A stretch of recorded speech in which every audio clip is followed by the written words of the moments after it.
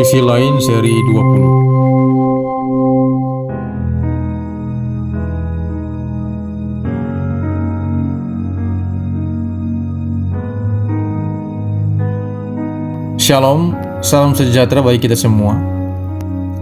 Saudara-saudara yang diberkati Tuhan, ayat 9 ini seperti menjadi subjudul dari surat ini, yaitu berbicara mengenai kasih.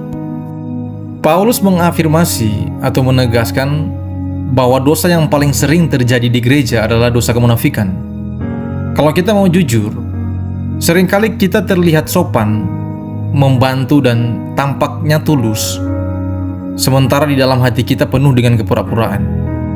Di gereja atau di ruang lingkup pelayanan, kita tidak menjadi diri kita yang sebenarnya. Ini sangat penting karena budaya kelihatan baik ini dapat berkembang di dalam gereja.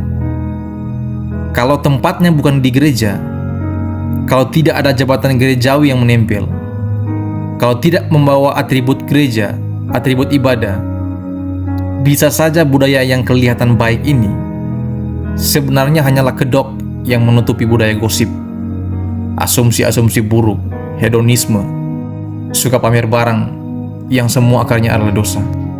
Paulus membuka perikop ini dengan mengatakan, hendaklah kasih jangan pura-pura. Sepintas terlihat dari ayat 11 sampai ayat 21, perintah-perintah ini tidak mempunyai kaitan satu sama yang lain. Tetapi sesungguhnya semua terikat dalam satu perintah utama, yaitu perintah kasih. Saudara yang diberkati Tuhan, gereja adalah suatu persekutuan, yang berarti persekutuan dalam kasih. Ibadah yang sejati yang Paulus sampaikan di pasal 12 ayat 1, bukan ritual atau upacara-upacara keagamaan yang formal. Ibadah yang sejati bicara tentang cara hidup yang murni, cara hidup yang terbuka, yang benar dengan Tuhan dan dengan sesama manusia. Manusia punya hubungan yang baik dengan Tuhan dan hubungan yang baik dengan sesamanya, tanpa kepura-puraan dan tanpa kemunafikan. Bagaimana semestinya kita memperlakukan sesama, termasuk memperlakukan orang yang jahat dengan kita, yaitu musuh. Saudara, hari-hari ini kata kasih sudah menjadi basi, karena sudah terlalu sering disampaikan, dihotbahkan, dibicarakan, tapi kurang dinyatakan dalam bentuk sikap atau dalam tindakan. Paulus sedang menjelaskan dan mengajarkan tentang hal-hal praktis, bagaimana semestinya manusia harus menjalani hidupnya, yang Paulus sendiri mengawalinya dengan suatu prinsip kasih. Kasih yang tidak pura-pura, tapi kasih yang sungguh, kasih yang tidak bersyarat. Saudara, kerajinan tidak akan pernah kendor jika itu dilakukan atas dasar kasih. Seseorang tidak akan pernah berhenti dan tidak akan pernah kehilangan gairah melayani Tuhan jika kasih kepada Tuhan yang menjadi dasar. Seseorang akan terus bersuka cita, sabar dan tekun dalam doa jika kasih kepada Tuhan menjadi dasar. Seseorang akan saling membantu, menolong, dan punya rasa empati yang tinggi jika kasih kepada Tuhan dan kepada sesama menjadi dasar.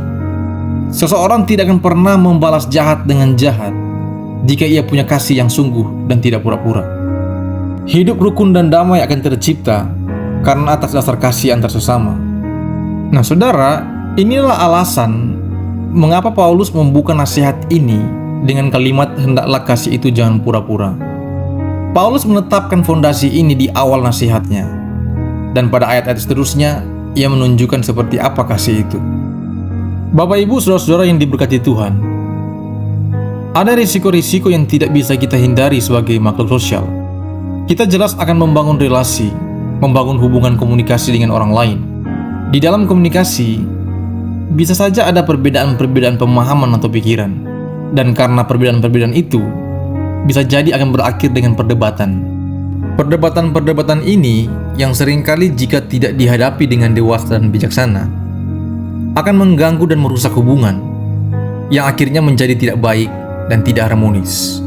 Akan ada permusuhan karena ketidakcocokan pendapat atau pikiran.